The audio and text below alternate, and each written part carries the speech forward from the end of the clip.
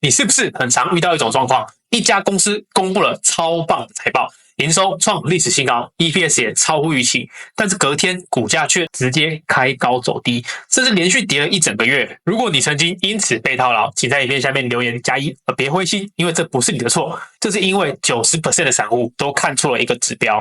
大家总喜欢看过去的财报，看 PE 本益比，看过去一年的 EPS， 但华尔街的顶级法人机构，他们根本不看过去，他们只看未来。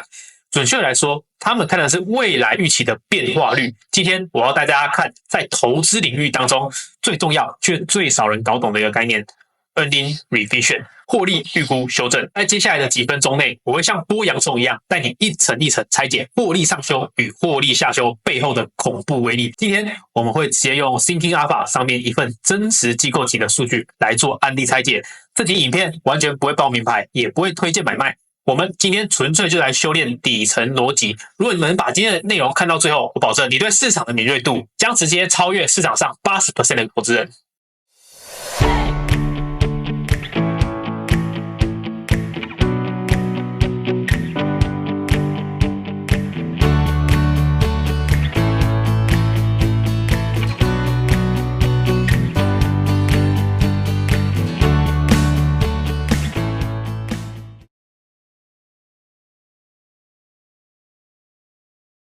Hello， 各位，这是阿伟的投资日记，我是阿伟。现在拍摄时间是5月10号周日的下午6点半。我们直接切入正题，什么是 earning revisions？ 简单来说，华尔街有一群专业的分析师，他们每天的工作就是预测各大公司未来能赚多少钱。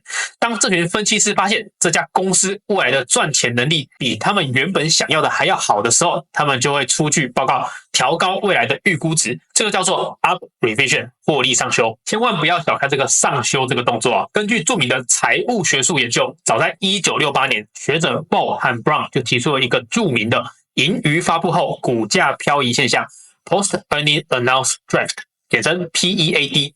这个理论证实了，当市场对一家公司的获利预期产生了未预期的惊喜上修时，股价并不会在一天内反应完毕，而是会呈现数个月甚至长达半年的这个趋势性上涨。为什么会这样呢？因为分析师也是人，他们一开始不敢把预测调得太高，所以会分批的这个上修，这就形成了一个强大的趋势。这也是为什么寻找那些不断被获利上修的领域，是你资金最安全的避风港。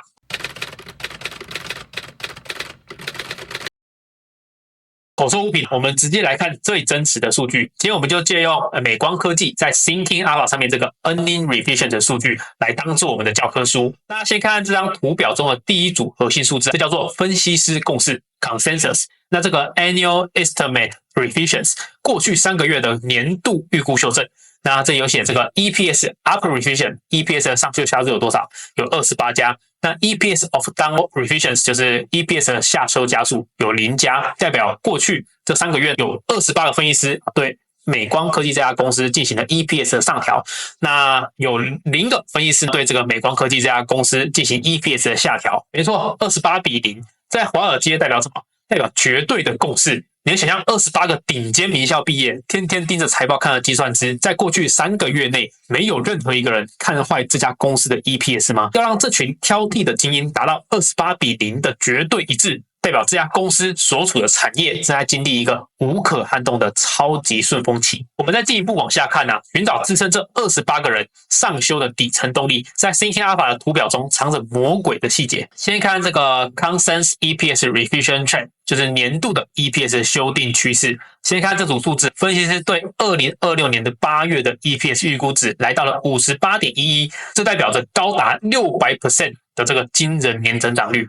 YOY growth， 而对2027年的预估值更是突破天际，到达多少 101.78。各位观众，表格右边的这3个栏位 1M、3M、6M 的这个 trend， 是你未来做任何研究的时候必看这个黄金指标，它告诉你市场的修正动能 momentum。我们来看2026年8月的6个月的趋势是多少 ？243.7%。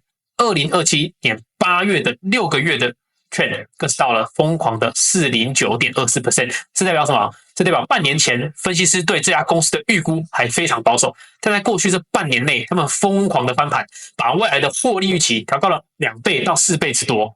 这就像是一列正在加速的高铁，6个月的趋势是它发动的总位移，3个月的趋势像2027年的这个 129.05% 是它正在踩下油门。当你看数字不断往上叠加，这代表市场的认知正在崩解重组，他们正在疯狂追赶这家公司真实的成长力道。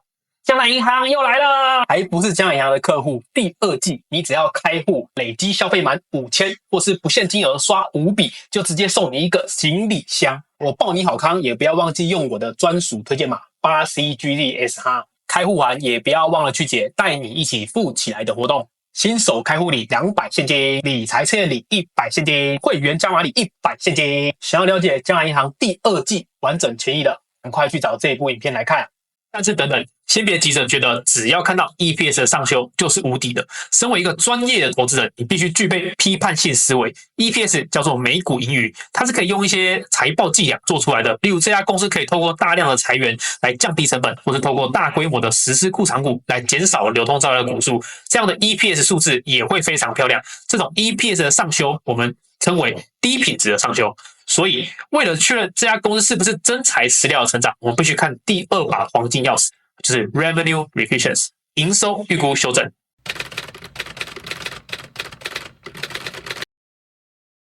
如果说 EPS 是一间公司的利润，那 Revenue 营收就是一间公司的协议。营收是骗不了人的，因为你要把产品或是服务真真实实的卖给客户，才会有营收。我们回到 Thinking Alpha 这份报告上来看看这个营收端上修的状况。先看到这个 Annual Estimate Revisions， 就是过去3个月内的年度营收预估修订，而 Revenue of Up Revisions 这边写33，就是有33个分析师对它进行上修。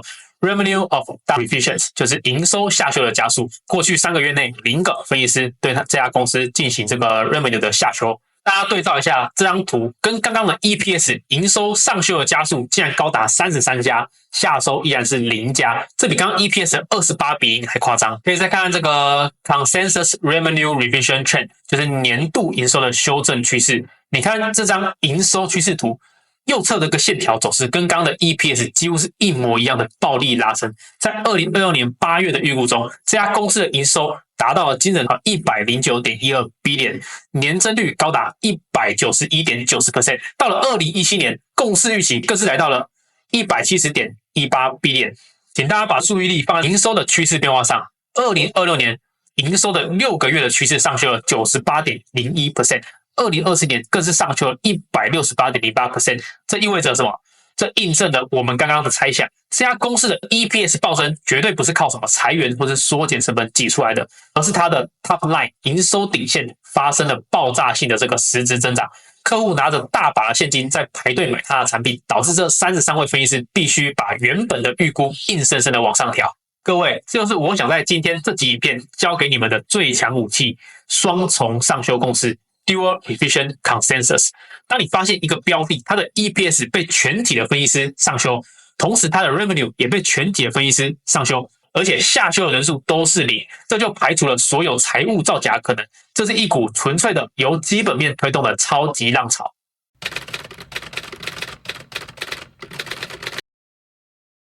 看到这里，你可能已经觉得年度数据很震撼了。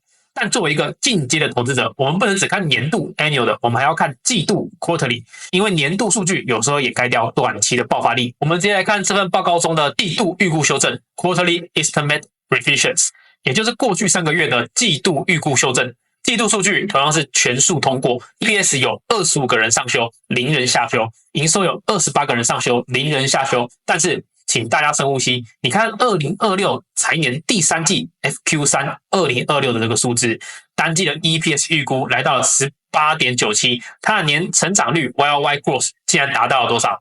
893.27%， 而它的6个月的趋势上修幅度是多少？ 327.26%。对应到同期的季度营收 FQ3 2026，单季营收预估来到了 33.48 billion， 年增率 259.91%， 半年内上修了 139.43%。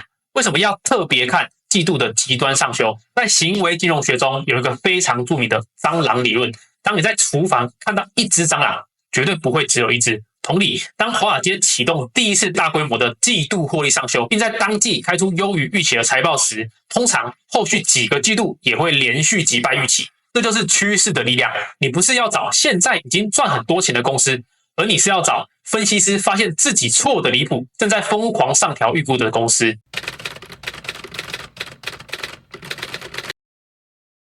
我们来为今天的内容做个总结。今天我们用一份极度真实的财务数据拆解了华尔街的思维逻辑，有3件最重要的事。第一点，抛弃后照镜，拥抱 revisions， 获利预估修正。过去的数字只代表历史，分析师共识的上修与下修才代表未来大资金的流向。第二点，寻找绝对的共识与极端的趋势变化。真正的机会藏在那些上修人数压倒性胜利，例如刚刚讲的28:0、33:0，而且3个月和6个月的预估值出现3位数百分比的增长，例如6个月趋势高达400% 以上。第3点，质疑 EPS， 用 revenue 营收双重验证，只有当 EPS 上修人数与营收上修人数齐头并进时，这才是最高品质的底层成长。下一次你想要研究任何一家公司、任何一个板块时，千万不要先去问别人这还能不能买，你要先去问数据，市场对它的预估是上修还是下修。好啦，今天介绍 Thinking Alpha 分析公司的第5个面向，就是 revisions。如果你觉得今天的内容对你的投资思维哪怕有一点点的启发，请务必帮我在这部影片下面点赞并订阅我的频道，开启小铃铛。也可以在下面留言区告诉我，你在分析一家公司的时候，会不会去看分析师的修订。好啦，今天的内容就讲那么多，这是阿伟的投资日记，我们下期再见，拜。